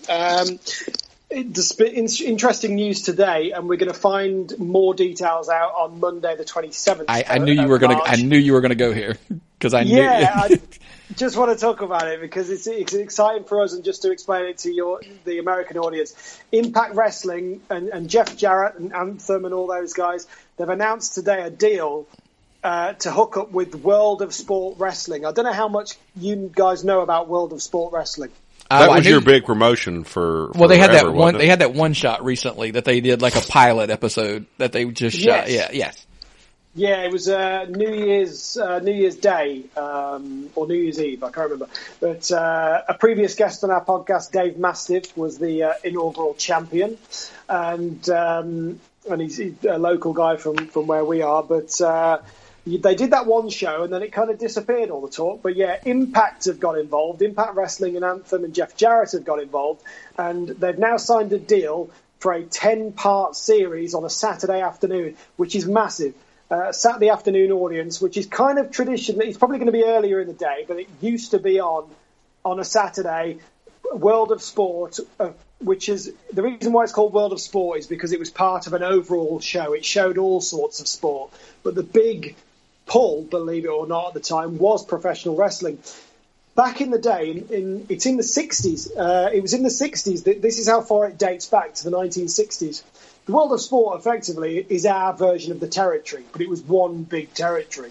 And in the 60s, it's something stupid like, more people watched the FA Cup final. More people watched the World of Sport, a match in World of Sport, than the FA Cup final, which is our version of the Super Bowl. Yeah. So it was 50 million people watched. I think it was Mick McManus against, I can't remember the other guy, but it was from the 1960s. That's how big it was. Wow. Unfortunately, it faded and it died in the late 1980s because, to be honest, because of WWE, because we started screening American wrestling and it was a lot more exciting. They did it a lot better, they had better characters. And also, the illusion of wrestling disappeared in the late 80s, early 90s. Everyone knew how it worked, and the British audience shunned it. But British wrestling, thanks to guys like Trent Seven, Tyler Bate, Pete Dunne, and all those that we've talked about, it's become a thing again. And Impact Wrestling have got on board. Jeff Jarrett's got on board, and ITV, one of our main terrestrial channels, are going to screen it a 10-part series, World of Sport Wrestling. That's awesome news. Because anytime you get wrestling back in a big format where you can put it in front of the people, that's good for the business. Everything good for the business is good for all of us. Yeah, exactly. We always say the more places the boys have to work, the better, right? Competition is just going to make McMahon get up and put on a better program, and he's at his best when he's trying to crush something.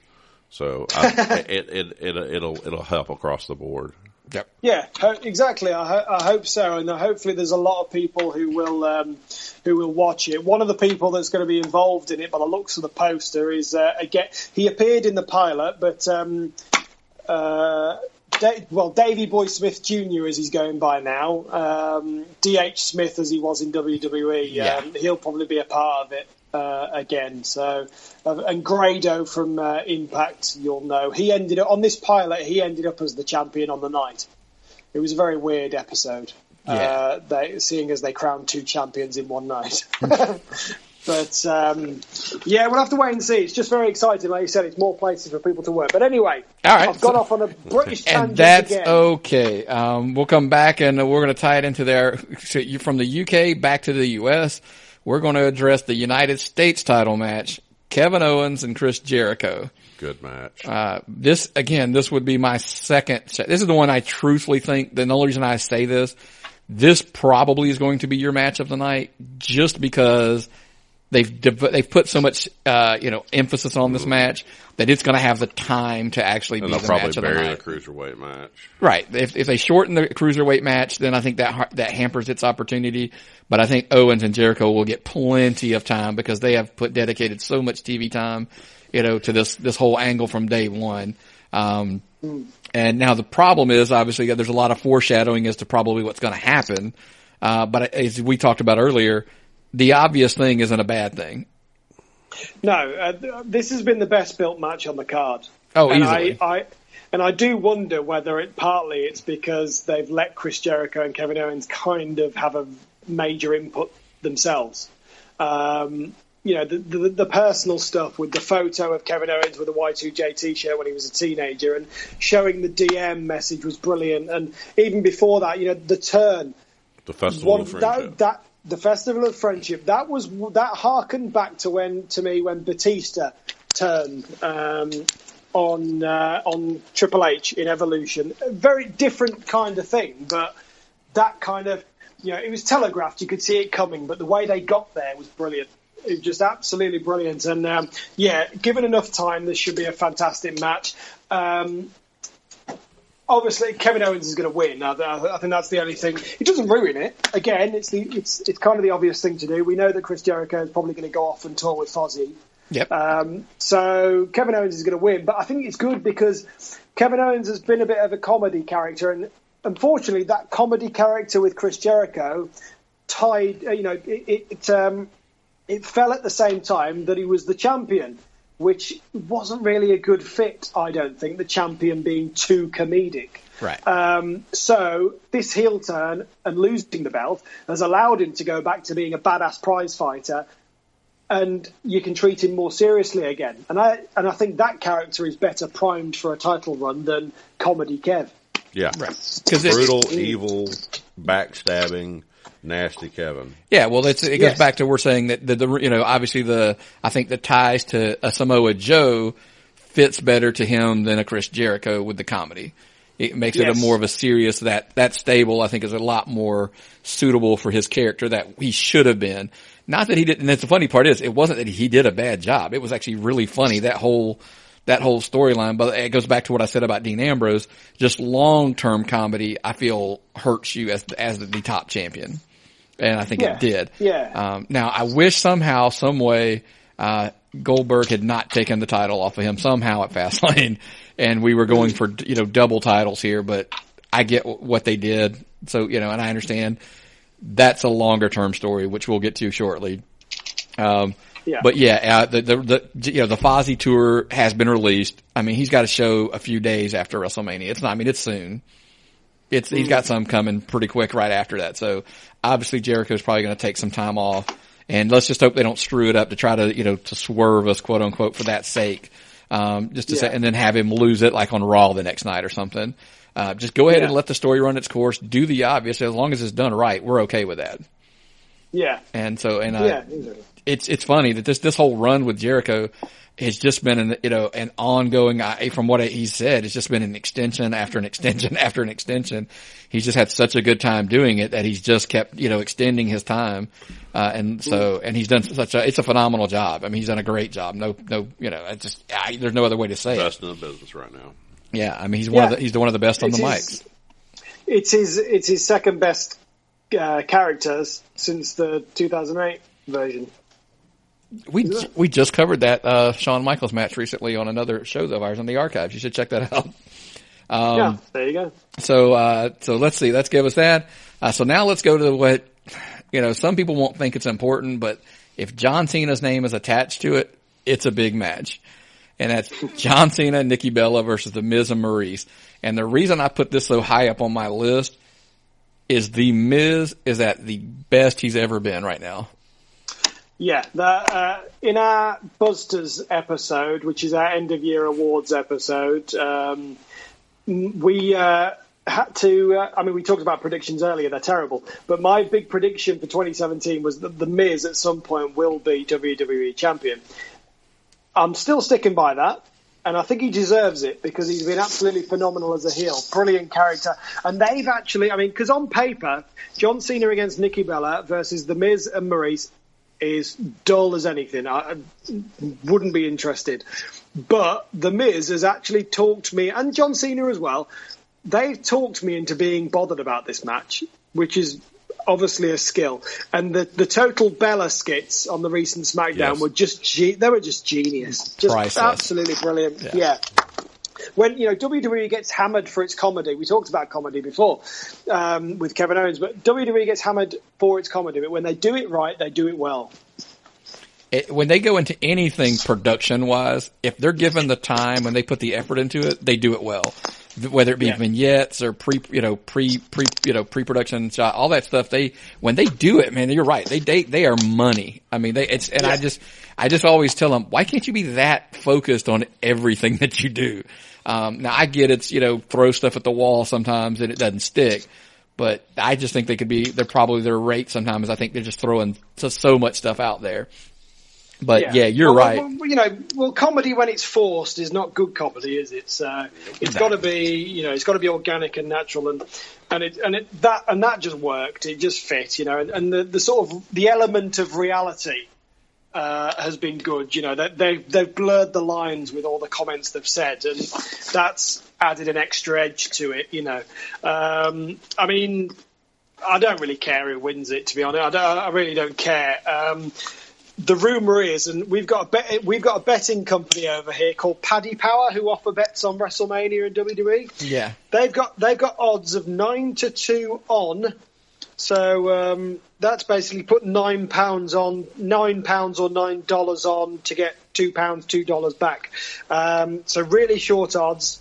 9-2 on that John Cena will propose after the match to Nikki Bella. This is the greatest love story ever told in professional wrestling. Forget about Randy Savage and Miss Elizabeth. Yes, this is going to top Miss Elizabeth. The Bellas. This is going to be total Bellas. It's going to be right there in the center of the ring, in the squared circle, for all the world to see him profess his love to Nikki Bella right after she puts an STFU on Maurice. Yes, especially because the whole build-up has been about the fact that John Cena's never going to propose and he's never going to marry you, blah, blah, blah, blah, blah. So it's going to end with the feel-good moment. I hope not. I'm going to be total heel on this. Because I do care. I think The Miz needs this match.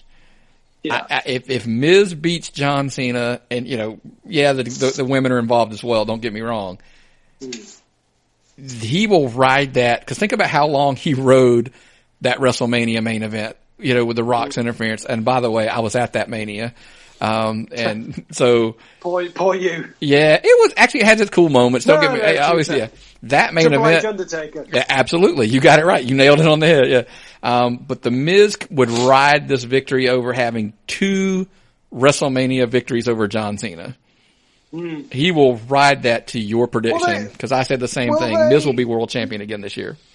Well, they could still have John Cena or Nikki Bella lose, and then maybe so Nikki Bella loses, and it's like, feel sorry for her, isn't that such a shame? Miz and Maurice gloat, they disappear, and they leave John Cena in the ring, and then John Cena comes into the ring, and then he proposes. Absolutely, I can live with that. And they ride off into the sunset on one of those golf carts that they used to get wrestlers to the ring.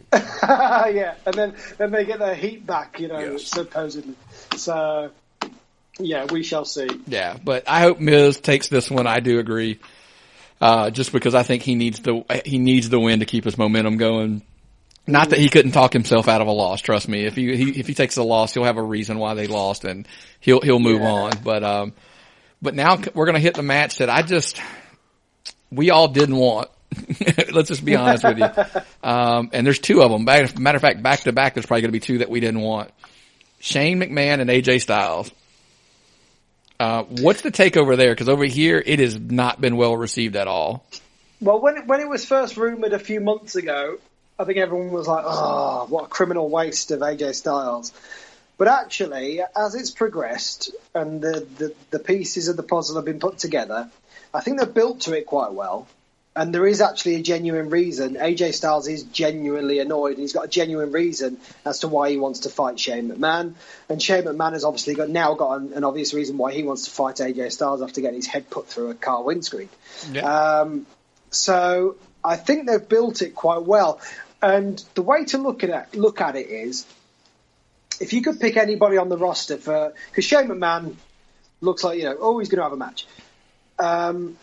And part of the reason I was told, part of the reason why he's on this is because WrestleMania's ticket sales weren't doing very well last year for Dallas until they announced Shane McMahon versus The Undertaker, and the ticket sales went through the roof.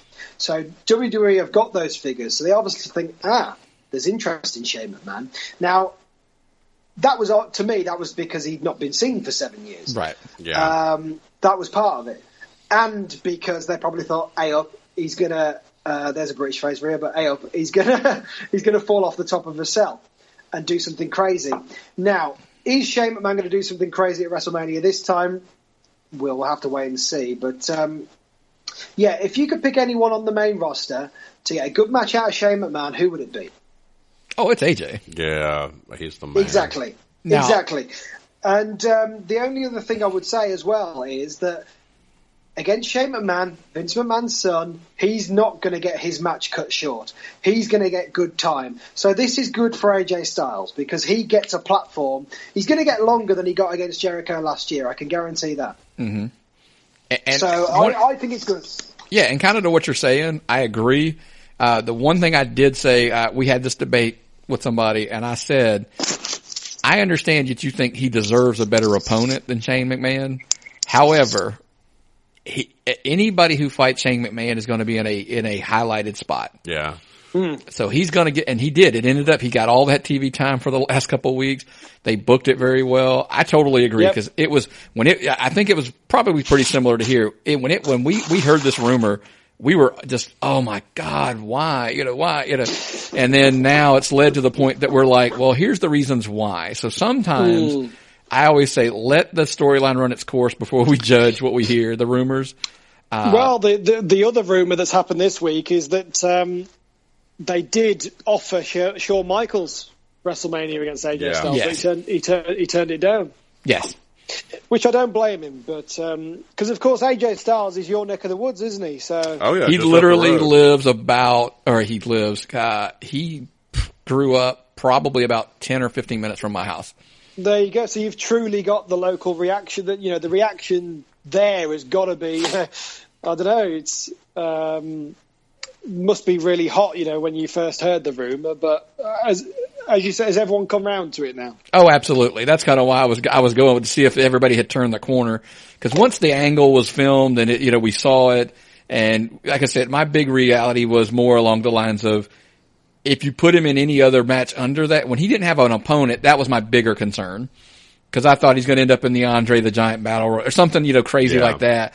And I'm like, okay, that I would be upset with. But once it was Shane McMahon, you're like, well, look, he's going to get TV time for it because Shane doesn't wrestle and not be a prominent figure. I bet it goes on late in the card as well. And they'll get, like you said, they'll get plenty of time. Probably at least third match or second match from the end. And he'll get, there's a rumors flying, of course, that there'll be some gimmick probably added to it this week, of some kind. I mean, especially with, the elbow to the announcer's table that he pulled off on, SmackDown this week. Yeah, giving away that spot was interesting. I mean, he's done it before, hasn't he? That's his build up. Well, they're giving away a lot this year. Yeah. Early.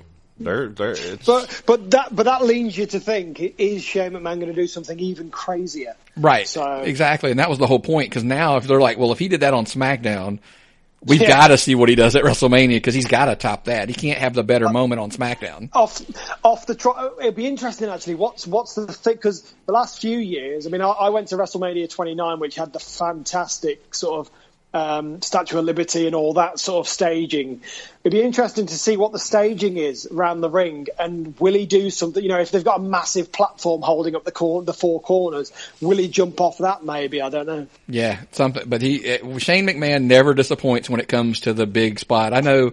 I don't know if you listen to Wade Keller has a podcast, obviously PW Torch, and yes. he butchers Shane McMahon wrestling. He is not a fan, and I understand where he comes from. I really do. Yeah. And I've actually an executive in his 40s. He says he likes to say.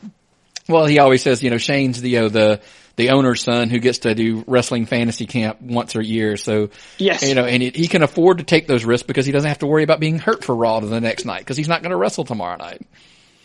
So injuries, I'm sure he's concerned about long-term injuries, but something that's just going to keep him out of action for a couple of weeks, like a typical wrestler can't afford that. I'm sure he has no ribs at all because he always lands. He always lands on his rib cage. And barely makes contact with the guy with the jump move. So I don't even see how he breathes. So I understand where he's coming from, but there's a part of, I always joke, there's still that fan in me that goes, yeah, but I want to see this moment. I want to see the spot he does. It's always a highlight reel spot. Yeah. Oh, yeah. So one of our guys, his thought is that AJ Styles, Shane McMahon will take the Styles Clash off the second rope. I could see that. Yeah, that might be the finisher. Yeah, because and that would be the crazy move. Yeah, I've seen that out of New Japan. He's pulled that a couple times, so I could see Shane would be the one willing to take it. Where night in and night out, I don't think a lot of the guys would be. You got to have that head just right. Yeah, or it's brutal. So tell James Ellsworth. Yeah, exactly. Coming off there, that was scary. So now let's roll on to what most people think is going to be the main event, and I'm debating this. We're going to talk Brock Lesnar versus Bill Goldberg for the Universal title. Ooh. Yeah, it's a big match, and now the rumors are floating out. They're going to give this match some time, which scares me to death. What do you think? Really? Yes. Well, I was just about to say your whole intro to that was longer than probably the match. Yeah. There's talks now that they're going to give them somewhere between, and when I say long, I mean they're talking match time 10. Itself, probably 10 minutes is the cap, but they're talking 8 to 10 minutes for this match. Oh, no, that can't happen. Really? I mean, the thing is, it's interesting that you've put it there in the conversation, and we know what's coming next, but it's interesting because they cannot main event WrestleMania with a 2-minute squash match. They can't. They can't do it. So I expect it to get 5 to 10 minutes. What they do, I have no idea. My only prediction is what they will do to start with. It will be spear, jackhammer, Lesnar kicks out. Right. They will repeat they will repeat the Survivor Series opener, and he will kick out this time, and then Goldberg will be like, "Oh, hang on, right? He's got stronger, he's got bigger," and then. And then they'll go from there for a few minutes. But yeah. We over here, the only thing we concerned with, and I will tell you from a guy who actually sat in the Georgia Dome the night Bill Goldberg defeated Hogan for that title. I marked out that night. I'm not going to lie to you, which I was like, hey, I was all in for Goldberg at that time. My concern now is, can Bill Goldberg go 8 to 10 minutes? He gets winded going to the ring. Yes, no, you're absolutely right. That's a concern, and I'm sure we'll talk about concerns about another one of the competitors in a few moments. Oh yes, but all these old guys, eh? Well, Goldberg went to the University of Georgia, where I graduated from. I should be a huge Goldberg fan. I was a WCW fan. I loved him in WCW during his run. But it's just, I hate seeing the guys brought back like this. I know it sells tickets and subscriptions, but I think to me it takes the spot of another guy who could be up there wrestling with Lesnar, or even 2 other guys and no Lesnar at all. But he's not in any shape to go longer than 2 minutes tops. It won't be pleasant. It won't be. He's not that good.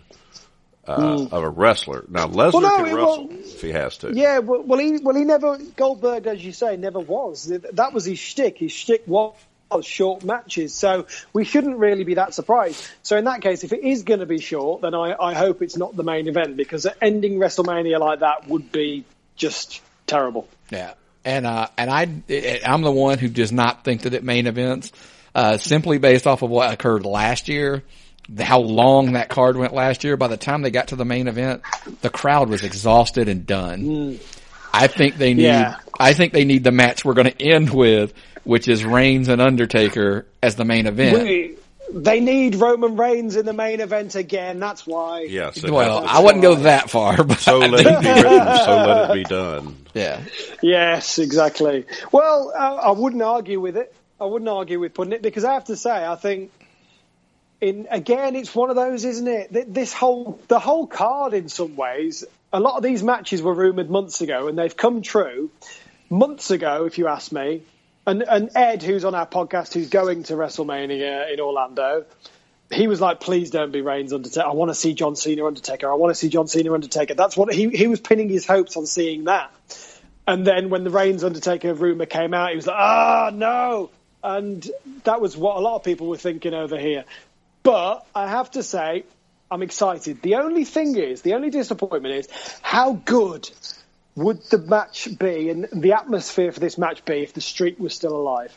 Yeah. Can you imagine the heat? It would be nuclear heat if Roman Reigns wins against the Undertaker and broke the streak. I mean, it could well be the case anyway. The heat could be nuclear anyway if Reigns wins. I'm a huge fan. I don't know if you heard Jim Ross stated on his podcast, and I've said it on ours a few weeks. I mean, I've been a big fan of Roman Reigns needs to cheat to win this match. This is the heel turn you've been waiting for. It should have been years ago. We all know that, but now's the time. Yeah. If at this point it hasn't happened, cheat. We're talking Hart, Stone Cold type thing. I need a chair shot. I need a low blow, something. Kick a man down. And then let him be, because the rumors, obviously now everybody's like, I always joke about the retirement of the Undertaker rumors. Every year Undertaker's retiring. We've heard this for how long now? Yes. So, but yeah, I mean, give him the heel turn now. Yeah. And I know I mean, it would be a good opportunity. He's clearly going to be in the match. He's clearly the heel. Yeah. He's going into it being a heel. And I think that's good. It's a good test in some ways, to actually have him as that, because we talked about his reaction earlier. He's pretty much a heel anyway. So it's going to be, that's not going to be in any doubt, but is he the man to retire the Undertaker? Now, if the Undertaker wants to carry on, he will carry on. And that's the only definitive thing we can say. But the concern is, did you see the grimace and the look on Undertaker's face when he chokeslammed Braun Strowman the other day on Raw? Yeah. That did not look good. That did not look healthy. I watched that GIF 3 or 4 times, and it was like, yeah, that looks like me when my arthritis kicks up and I try to get up out of a chair and the pains. But he wasn't scared of the spear. He was having trouble recovering his balance in his feet because he was hurting so bad. It's his hips. That's how I took it. Yeah. That's how I looked at it. And that's a concern. If you can't do that, then how are you going to get through a match? And maybe it is time to call it a day. I hate to say it, because obviously it's the Undertaker, but unfortunately, he's still the Undertaker, still a legend, still respect him. But since they decided to end the streak, and the rumour is they decided to end the streak because they thought that was his last WrestleMania. Right. Since they've ended the streak, he's lost a bit of mystique, really. And he's clearly losing his legs. And it's kind of sad, it's kind of sad for his legacy. You don't want him to carry on too long. And with no disrespect to Ric Flair, but in the grand scheme, but kind of like Ric Flair. Yeah, this is Old Yeller all over again. I was just about to say the exact same thing. The Old Yeller, the Old Yeller reference. Yeah. It's time. Maybe it is time. It's time for the big dog inadvertently to put Old Yeller to bed. Well, Taker is the traditionalist. Taker's the company man, and he knows on your last match, you put when you're leaving a territory, you're leaving a promotion, you put the young guy over and give him the rub. And I really think that's what's going to happen. Taker's going to show what a class act he is. He's going to put over Vince's guy because Vince has done everything for him. Yeah, I think Roman Reigns is going to win. Yeah, and I think the only advantage, because we discussed this, I think it was last week as well, when we were talking about the grimace of the chokeslam. The advantage that they have is Taker's last few, and I mean few, WrestleMania matches have been spot, rest. Yeah. They haven't been like chain wrestling, boom, boom, boom, back to back to back. So he might have that time, Reigns hits a spear, there's a resting moment, and then he tries this, and so that, I think that's the advantage they have. But the concern is, it may be time, and it pains us, trust me, it pains us to say that. Watching your childhood die. Yeah, exactly. The last decent Undertaker match was, against CM Punk at WrestleMania 29, where I had the privilege of being there. That was the last decent Undertaker match we've seen at WrestleMania. I'm sitting here running it through my head that you are probably absolutely correct with that statement, which is kind of scary that it's time that, you don't want him to become, there was the streak and then there was post streak Taker Mania. That's something I don't think he wants. And I think that's where he's in danger of. And like you said, maybe it's time for the big dog to put the, to take over the yard and put the dead man to rest for once and for all. Yes. So there you go. WrestleMania 33 ending with the big dog. Yep. And then I think here's the thing. If I don't get my heel moment, I don't get my heel turn with Reigns, I think the moment you really are going to end up with is him helping Taker to his feet, shaking hands, or helping him up or something like that to kind of give him the rub, even though I beat you, I do respect you kind of moment. And he won't look like as much of a heel though if he does that. Well, I'm gonna pass on. I'm stealing this theory from Ed Wilson from our podcast, who told me this last night. His theory is that you'll have the Undertaker beaten, lying down, and Roman Reigns will, like you said, be concerned for the Undertaker, but he'll walk off. He won't be celebrating. He won't be gloating about it. He'll walk off in respect. You will hear the gong, the Undertaker's gong. The lights will go out. The lights come back on, and the Undertaker's gone, and we don't see it. And you don't see him ever again, because that would be fitting for his character. Yes, that would be mine. And and maybe in a year's time he gets a Hall of Fame and he comes out of the character and he gets that moment. That's when you do it. But as a character in the ring, we never see him again. And I quite like that. I quite like that theory. If it's going to be his last WrestleMania, that's a very respectful and a very traditional way for him to go out. And I don't know The Undertaker, but I think he would want to stick to that character-wise. Well, he has for decades. I mean, he's been so loyal to that character about not coming out and, breaking his character on TV. So I probably agree. And and I will give that is genius. That is a genius thought. So I totally agree. That's the genius of Ed Wilson from the Buzzards Wrestling Podcast. But I'll tell you what, it's been an absolute pleasure. I wasn't expecting to chat to you guys this long, but it's been an absolute pleasure chatting to you for this. Yeah. Well, let's wrap up here. Obviously, we're heading down that WrestleMania, the road to WrestleMania. It's that time of year we all get excited. So since we're in a very unique situation where this is going to be simulcast, I will let you go first and you plug everything, and then I will wrap up, and then we'll go home. Excellent. Well, you have been listening, as you say, to a historic simulcast between the Buzzards Wrestling Podcast and the Tapped Out Wrestling Podcast Network. You can find us. You can follow the Buzzards at the Buzzards Pod on Twitter. You can also like us on Facebook. We're on Instagram. We've got a YouTube channel. You can hear us on Audio Boom, iTunes, Stitcher, TuneIn Radio, all sorts of podcast app. But once again, don't forget to follow the Buzzards on Twitter at the Buzzards Pod.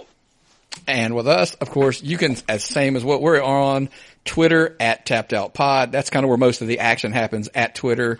It's at Tapped Out Pod. We're on Facebook at Tapped Out Wrestling Podcast Network. We are also, the easiest way, we just try to direct everybody, tappedoutvwrestlingpodcast.com. If you go there, everything's there. iTunes, Google Play, Stitcher, it's all there. And of course, we kind of cheat, man. We have a media player right down the middle where you can listen to every episode we've ever had straight from there and download them if you want to. Makes it real simple for you. like I said, we are honored, man, because like I said, we've been listening to you guys. You guys are our source for the UK wrestling scene, the whole British wrestling scene. 200 miles. 4,200 miles. 4,200 miles. We just absolutely brought that together today with this show. So, wow, there the you miracle go. of the internet, and the wrestling community bringing people together.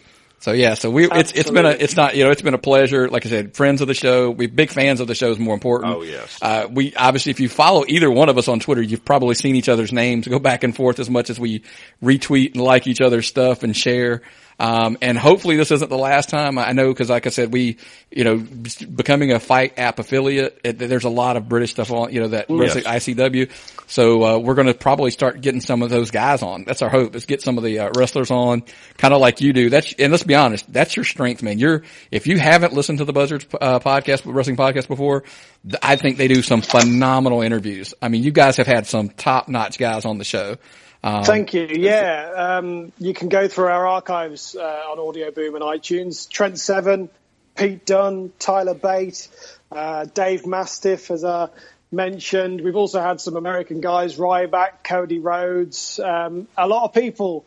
Like you say, I think that we do claim to be the home of the best wrestling banter and interviews from the British wrestling scene. And hopefully we've got some exciting ones coming up, and hopefully that your listeners will be able to hear them on the Buzzards Wrestling Podcast in full, but maybe on your podcast as well. We can share some of the highlights from the Buzzards Podcast on the Tapped Out Wrestling Podcast Network. And it's just fun talking about wrestling. And I've had a great time chatting to you guys today. All right, buddy. Well, we will definitely keep in touch, and we'll keep some of that stuff going on. We look forward to it. So check both of us out again at the Buzzards Wrestling Podcast and Tapped Out Wrestling Podcast Network on iTunes. Kind of are our big ones. We always say subscribe there. But most importantly, to both of them, please go there, rate them, and review them with the 5-star ratings. It will help both podcasts move up the charts. That's what we really want, is for you to help us out, and so we can keep bringing this stuff to you. That's what we love to do, and we hopefully look forward to keep doing it for you. So. Absolutely, and could I just do one more shill, actually? Absolutely. If you go to the top of our Facebook page or on our Twitter, pinned at the top of both is a link to the British Podcast Awards. We've submitted an award entry for the best new podcast, because we've only been going since last year, but also there's a listener's choice category, and any British podcast is eligible that's on iTunes for that category. All you have to do is click the link, search for the Buzzards Wrestling Podcast, put in your email address, and then just tick away, submit, and that will count as an entry. So if your listeners could do that for us, I'm doing it that would be ever so much appreciated. Well, do it soon, because I've actually already cast my vote. I did it a while back when you sent the initial tweet out. I made sure I got my vote in, because like I said, the biggest thing of all is, friends of the show or not, we're also fans of your show as well. Yeah. So we're big fans. So we look forward to talking to you down the road, man.